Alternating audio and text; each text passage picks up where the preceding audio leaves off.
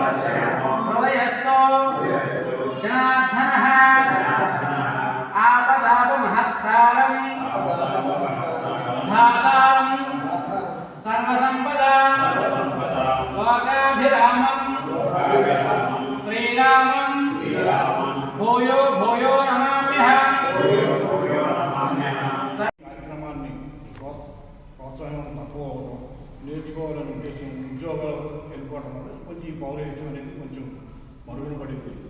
అయినా సరే సత్యనారాయణ గారు కానీ దుర్గారావు గారు కానీ ఎన్నాడు నుంచో ఉమ్మడి పశ్చిమ గోదావరి జిల్లాలోనే మరి ఇతర జిల్లాల్లో కూడా వెళ్ళి మీరు పౌరహిత్యం చేస్తూ మంచి పేరు ప్రఖ్యాతి తెచ్చుకున్నారు. అదేవిధంగా గత కొద్ది కాలంగా మనకు వచ్చిన విద్యని మనతో పాటు మన సమూహంలో ఉన్న మన దాసుబంధువులు కూడా నేర్పించాలనే ఒక గట్టి సంకల్పంతో ఈ కార్యక్రమాన్ని ప్రారంభించారు. అన్నిటికంటే ముఖ్యంగా పౌరహిత్యం నేర్చుకునే వ్యక్తికి క్రమశిక్షణ ఉండాలి. సమయానికి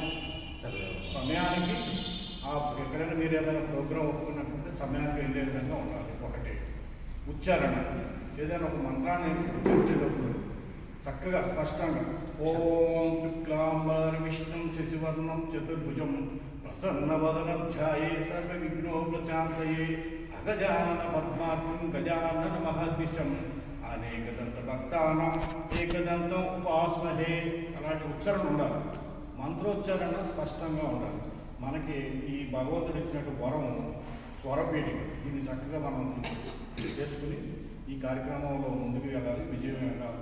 మీరు ఈరోజు మనం ఈ పురోహితులు మన ఏదైతే ఉందో కార్యక్రమం ప్రారంభించామో చిన్న బిందువుగానే మనం ప్రారంభించుకున్నాం, ఆరుగురితో ప్రారంభించుకున్నాం. కానీ రాబోయే రోజుల్లో ఇది ఒక సింధువుగా మారాలి. మన దాస్ సమూహంలో ఉన్న వారు ఎవరైతే ఉన్నారో వాళ్ళు నేర్చుకుని చక్క పౌరహిత్యం నేర్చుకుని వాళ్ళు మన ఆచార సాంప్రదాయాన్ని ముందుకు తీసుకెళ్లాలని కోరుకుంటున్నాం. ఈ సందర్భంగా సత్యనారాయణ గారు, దుర్గారావు గారు కూడా రెండు మాటలు మాట్లాడుతూ ఈ మీడియా ద్వారా 10 మంది తెలియజేస్తారు.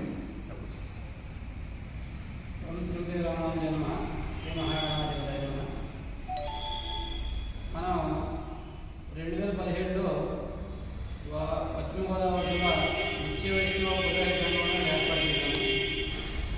అప్పటి నుండి కూడా నేను దుర్గారావు గారు పురోహితులు నేర్పాలని, ఊరూరు వేడి నేర్పాలని చెప్పి అనుకున్నాం. అలాగే బొరంపాలెం, సముద్రపాలెం అలా మాట్లాడారు, రమ్మన్నారు. కానీ ఎవరు ముందుకు రాలేదు. దీనికి కారణం ఏంటంటే కమిటీ వేసాము. ఆ కమిటీని కొంతమంది పెద్దలు సహకరించగా మేము ఆగిపోయాము.